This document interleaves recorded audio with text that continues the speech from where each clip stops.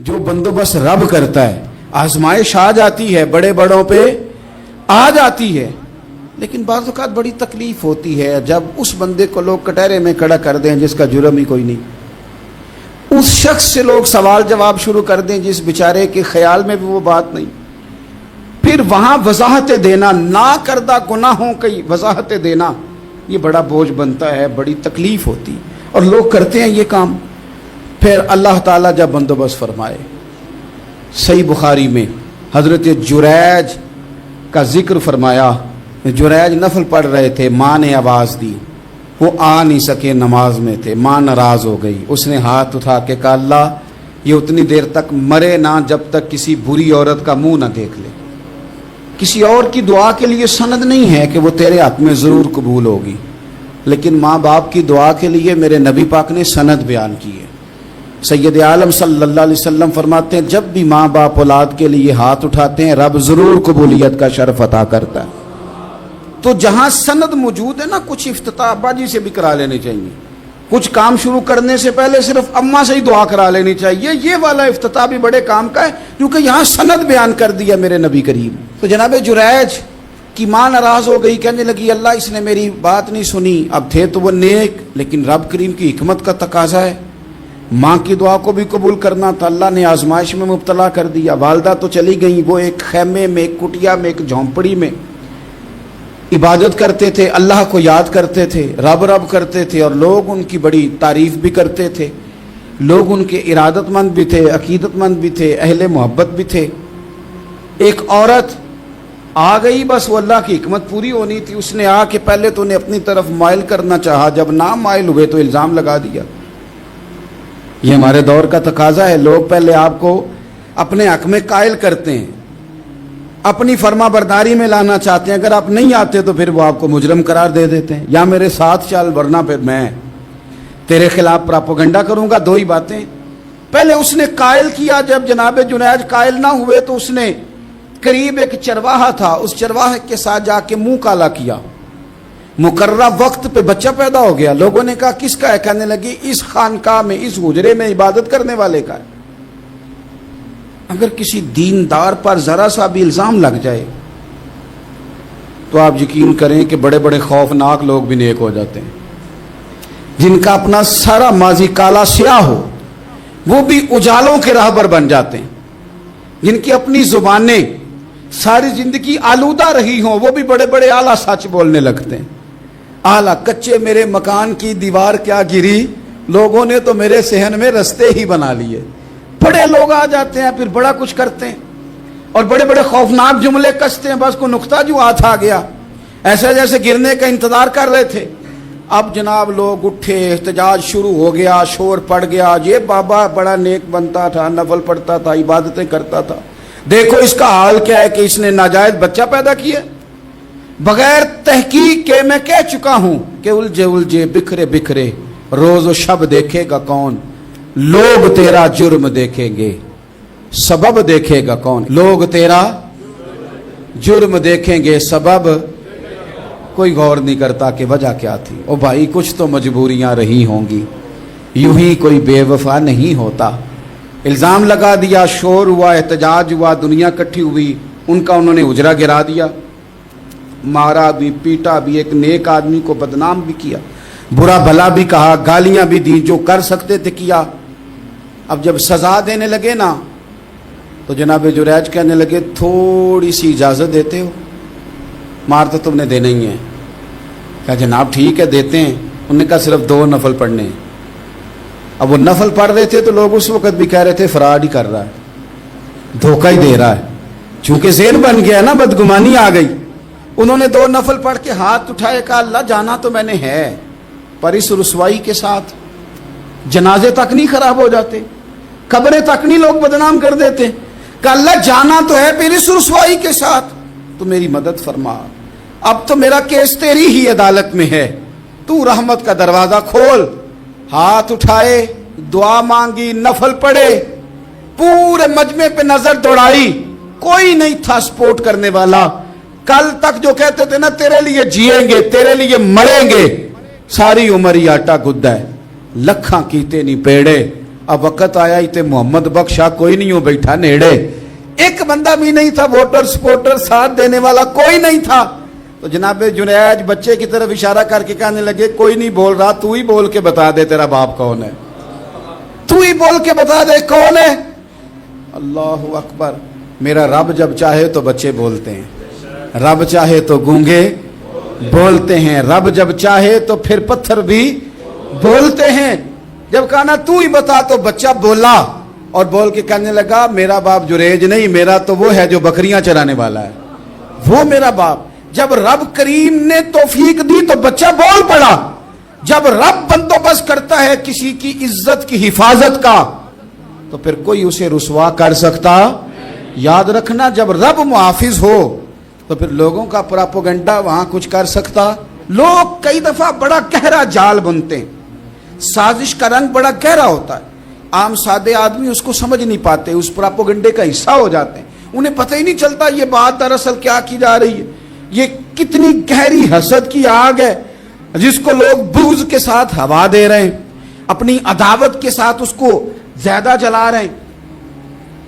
حضرت سیدنا عائشہ صدیقہ رضی اللہ تعالیٰ عنہ بیان کرتی ہیں, اور لطف کی بات یہ بھی بخاری میں موجود ہے.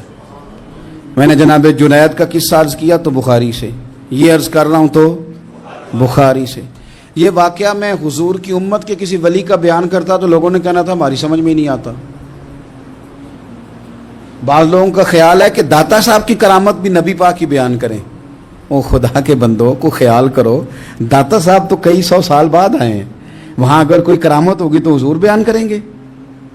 اگر نبی کریم نے پچھلے بنی اسرائیل کے ولیوں کی کرامتیں بیان کر کے تمہیں بتائی ہیں تو اس کا معنی یہ ہے کہ اگر وہاں اللہ یہ شان عطا کر سکتا ہے تو تم تو امتوں کی سردار امت ہو, ان پر تو نیرا فضل ہے, تم پر تو رب کا فضل کبیر ہے.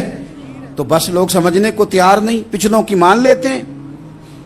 جناب آصف بن برخیہ کی کرامت جو سورہ نمل میں آئی وہ تو مانیں گے, پر غوث پاک کی کرامت یہ پتہ نہیں عجیب فلسفہ ہے, اور کس طرح کا فلسفہ ہے یہ سمجھ سے بالاتار ہے کہ بنی اسرائیل کا کوئی ولی ہو تو اس کی کرامت ہو سکتی ہے اور نبی پاک کی امت کا ہو تو اس کی ہو ہی نہیں سکتی. کیا معنی ہے اس بات کا؟ اور لوگ ہیں کہ داد و تحسین دے رہے ہیں, واہ واہ کر رہے ہیں. اللہ تعالیٰ سمجھنے کی توفیق عطا فرمائے. حضرت عائشہ صدیقہ رضی اللہ تعالیٰ عنہ فرماتی ہیں ایک عورت تھی اور اسے نبی پاک صلی اللہ تعالیٰ علیہ وسلم نے وہ کلمہ پڑھ کے مسلمان ہوئی, مدینہ طیبہ آ گئی, تو حضور نے مسجد نبوی شریف میں اس کے لیے مکان, ایک سادہ سا کمرہ ساتھ مسجد کے بنوا دیا, وہیں رہنے لگی. اکثر وہ سیدہ طیبہ کے پاس آتی تو حضرت عائشہ صدیقہ رضی اللہ تعالیٰ عنہ فرماتی ہیں وہ بڑی باتیں سناتی اور آخر میں کہتی وہ ہار والا دن بھی بڑا عجیب دن تھا اور میرے رب کی قدرتوں کا دن تھا, وہ بھی بڑا عجیب دن تھا. سیدہ عائشہ صدیقہ رضی اللہ تعالیٰ عنہ ایک دن فرمانے لگی کہ تو ہار والے دن کا بڑا ذکر کرتی ہے, وہ کیا دن تھا؟ تو خاتون کہنے لگی اماں جی وہ دن تھا جب میرے رب پر بھروسہ اور مضبوط ہو گیا, جس دن میرا اپنے رب پر توکل اور بڑھا, میرے ایمان میں یقین میں اور پختگی آئی. کہنے لگی میں ایک گھر کی کنیز تھی, نوکرانی تھی, اس گھر میں ایک بچی تھی جس کے پاس سونے چاندی ہیرے جواہرات کا ہار تھا. اس زمانے میں نا چمڑے کے اوپر لوگ ہیرے جواہرات لگاتے تھے, کئی دفعہ سرخ رنگ کے چمڑے پہ لگائے جاتے تھے. وہ بچی پہنتی تھی تو کہتی ہوں بچی کے اس نے اتار کے رکھا یا اس سے گرا وہ ہار تو چیل اسے اٹھا کے لے گئی گوشت سمجھ کے اور میرے سامنے اٹھا کے لے گئی. گھر والوں نے مجھ سے پوچھا, یہ بخاری میں موجود ہے, گھر والوں نے پوچھا مجھ سے کہ وہ ہار کہاں ہے, تو میں نے کہا چیل اٹھا کے لے گئی. گھر میں کچھ چوری ہو جائے تو سب سے پہلا الزام کس پہ لگتا ہے؟ ملازمین پہ. کہتے انہوں نے مجھے بڑا مارا, بڑی تکلیف تھی, حتیٰ کہ میری شرمگاہ تک کی تلاشی, میری عزت اتنی خراب کی میں بتا نہیں سکتی. میں نے اپنی زندگی میں ایک واقعہ دیکھا, ایک امیر گھر میں چوری ہو گئی, ملازم کو اتنا مارا کہ وہ چارپائی پہ پڑ گیا. پولیس والوں سے اتنی مار پروائی گئی کہ وہ بیچارہ چارپائی پہ پڑ گیا, اور پھر وہ اتنا بیمار ہوا اور کچھ دنوں کے بعد پتہ چل گیا کہ چور تو اپنا بیٹا ہے ان کا. پھر اس کا انتقال ہو گیا. اب وہ سیٹھ صاحب اور گھر والے آ کے نا مرنے والے کے کان میں معافیاں مانگ رہے ہیں, کان میں. تو میں نے ان سے پھر کہا تھا کہ یہ تو اب چلا گیا ہے، تمہارا زور چلتا تھا نا، تو تم نے قانون خریدا اور تم نے اسے جتنا ہو سکا تم نے اسے مار پڑوائی، تمہارے پاس جو عدالتیں تھیں تم نے وہاں کارروائی کی، اب ایک عدالت قیامت کے دن لگے گی۔ یہ کمزور تھا نا، کچھ کر نہیں سکا۔ میرے نبی پاک صلی اللہ علیہ وسلم نے فرمایا سن لو، اگر سینگ والی بکری نے بغیر سینگ والی بکری کو تکلیف دی ہوگی نا تو قیامت کے دن اسے بھی بدلہ دینا پڑے گا کہ تیرے پاس سینگ تھے اور تو نے اسے مارا تھا۔ وہ خاتون عرض کرتی ہے سیدہ عائشہ کی خدمت میں کہ مجھے بڑا مارا، مجھے تکلیف دی، میں کہہ رہی تھی کہ میرے سامنے چیل لے گئی ہے پر وہ نہیں مان رہے تھے، اماں جی انہوں نے مجھے بڑا مارا۔ حضرت عائشہ صدیقہ کہتی ہیں پھر کیا ہوا؟ کہنے لگی اماں جی جب کوئی میرا مددگار نہ رہا، مجھے تکلیف دے رہے تھے، رسوا کر رہے تھے، تو میں نے اپنے رب سے مدد چاہی، میرے رب کی طرف میں نے توجہ کی، میں نے کہا مالک اب تو ہی میرا مددگار ہے۔ کہتی ہے وہ مجھے مار رہے تھے تو وہ چیل جو ہار لے گئی تھی وہی لے کے واپس آ گئی، اور ہمارے سروں کے قریب لا کے اس نے جب اس ہار کو پھینکا وہ مجھے چھوڑ کے سائیڈ پہ ہوئے، وہ میری بے گناہی جان گئے، لیکن آپ کو بتاؤں اس دن سے میرا اپنے رب پر یقین اور بڑھ گیا۔ مجھے سمجھ آ گئی کہ جب انسان پورا ٹوٹ جاتا ہے اور جب کوئی چاروں جانب اس کا مددگار نہیں ہوتا تو رب تو ہوتا ہے نا، اللہ تو اس کا مددگار ہوتا ہے نا، وہ تو پھر اپنے اس بندے کی مدد کرتا ہے نا، پھر وہ تو توانائی دیتا ہے نا، وہ تنہا نہیں چھوڑتا، وہ تو آنسوؤں والوں کے آنسوؤں پہ بڑا کرم فرماتا ہے، وہ تو قسم پرسی میں آ جاتا ہے، اس کی رحمت بڑھ کے استقبال کر لیتی۔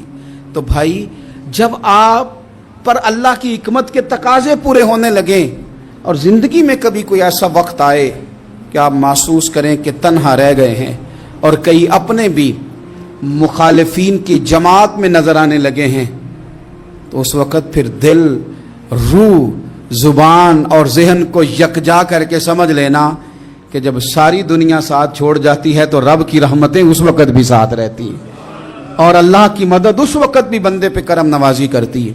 ایک اور حدیث سنیں، لطف کی بات یہ ہے یہ بھی بخاری میں ہے، یہ بھی واقعہ بخاری میں ہے۔ اللہ اکبر۔ ایک شخص نے نا ایک بندے سے قرض مانگا، اس نے کہا مجھے قرضہ دو، وہ کہنے لگا کہ کتنا قرضہ؟ اس نے کہا 1000 دینار۔ دینار سونے کا ہوتا تھا، درہم چاندی کا ہوتا تھا، 1000 دینار چاہیے۔ اس نے کہا کوئی گواہ ہے تیرے پاس؟ غریب کا گواہ بھی کوئی نہیں بنتا، کبھی الجھ جائے نا کو بندہ تو کئی اپنے بھی کہہ دیتے ہیں کہ ہم اس کے قول فعل کے ذمہ دار نہیں ہیں۔ ایک غریب آدمی کو قرض کی ضرورت پڑ گئی، 1000 دینار چاہیے۔ میں کہہ چکا ہوں کہ درہم چاندی کا ہوتا تھا، دینار سونے کا، اب 1000 دینار لینا ہے۔ تو جس بندے سے اس نے کہا، اگرچہ وہ نیک بندہ تھا، اس نے کہا یار 1000 دینار دے دو، تو کہنے لگا کوئی گواہ ہے تیرے پاس؟ وہ کہنے لگا غریبوں کا گواہ کون ہوتا ہے؟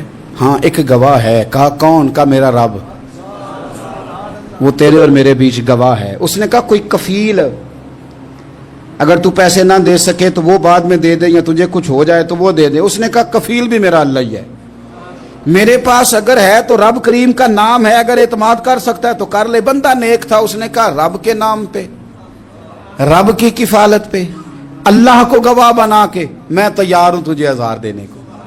اس نے 1000 دینار دے دیا، وقت واپسی کا طے ہو گیا، وہ چلا گیا پیسے لے کے۔ اس نے پوری محنت کی کہ میں نے وقت پہ پیسے لوٹانے، پوری محنت بھی کر لی، اللہ نے مدد بھی کر دی، پیسے بھی اس تاریخ کو اسے مل گئے۔ بعض لوگوں کا تو لوٹانے کا دل ہی نہیں ہوتا۔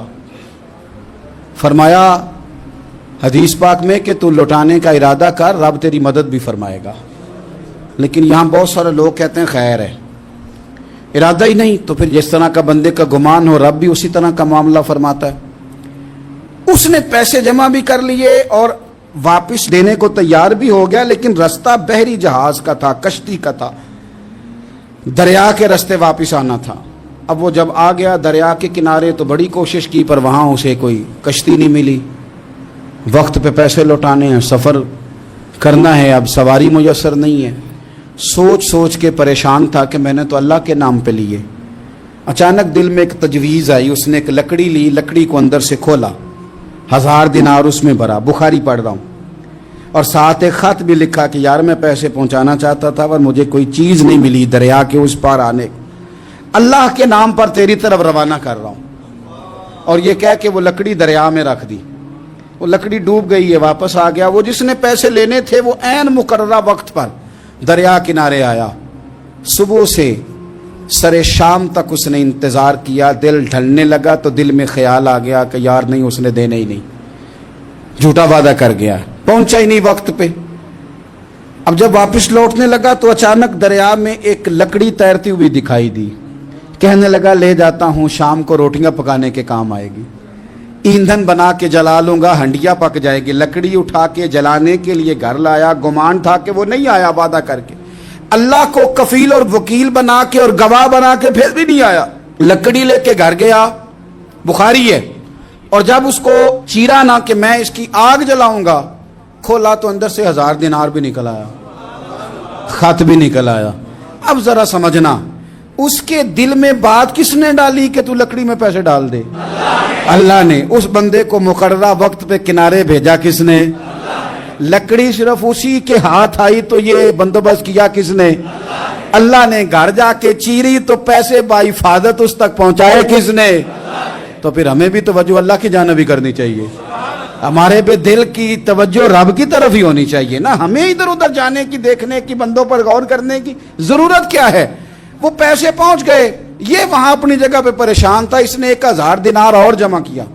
پھر دوبارہ ایک دن دریا کنارے آیا، کشتی مل گئی، بیٹھ کے اپنے اس بھائی کے پاس آیا، کہنے لگا دیکھنا مجھ پر بدگمان نہ ہونا، پیسے اس تاریخ کو بھی جمع کر لیے تھے، دریا پہ آیا تھا پر کشتی نہیں ملی تھی، پھر میں نے نا لکڑی میں ڈال کے خط ڈال کے تیری طرف بھیج بھی دیے تھے، لیکن آج میں پھر لے کے آ گیا ہوں۔ وہ کہنے لگا خوش ہو جا، جس رب کو تو نے میرا اور اپنا گواہ بنایا تھا اس رب نے میرے تک پہنچا بھی دیے ہیں۔ جب لوگ اللہ کو گواہ بناتے ہیں، رب کی جانب اپنی توجہ کرتے ہیں، اپنی چاہتوں، خواہشات اور اپنی ساری چٹھیاں اپنے رب کریم کی رحمت کی طرف روانہ کرتے ہیں، پھر اللہ اپنے بندوں کو مایوس نہیں کرتا، اللہ اپنے بندوں کو نواز دیتا ہے، اللہ تبارک و تعالیٰ اپنے بندوں پہ کرم نوازی کرتا۔ او سنگیو، ساری امیدیں سیٹھوں، نوابوں، دنیا داروں سے کیوں وابستہ کرتے ہو؟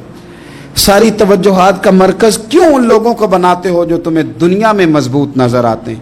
اپنی توجہات کا مرکز اپنے خدا کو بنائیے، اپنے مالک کی جانب اپنی ساری خواہشات کا رخ پھیر دیجئے، اپنی توجہات اپنے رب کی جانب کر لیجئے، وہ اپنے بندوں پہ بڑی کرم نوازی فرماتا ہے، وہ عزتوں کا بھی محافظ ہے، وہ پریشانیوں میں کرم نوازیاں فرمانے والا ہے، وہ ساتھ دینے والا ہے، وہ اس کی رحمت قریب آ کے بندے کو سہارا دیتی ہے، وہ اپنے فضل سے اپنے بندوں کی ہر مشکل میں دستگیری فرماتا ہے۔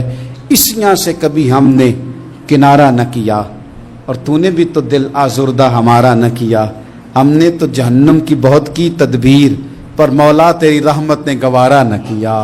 عدل کریں تے تھر تھر کمبن، اچیاں شانہ والے، تجھے تو فضل کریں تے بخشے جاون، میرے جے منہ کالے۔ آخر دعوایا ان الحمدللہ رب العالمین۔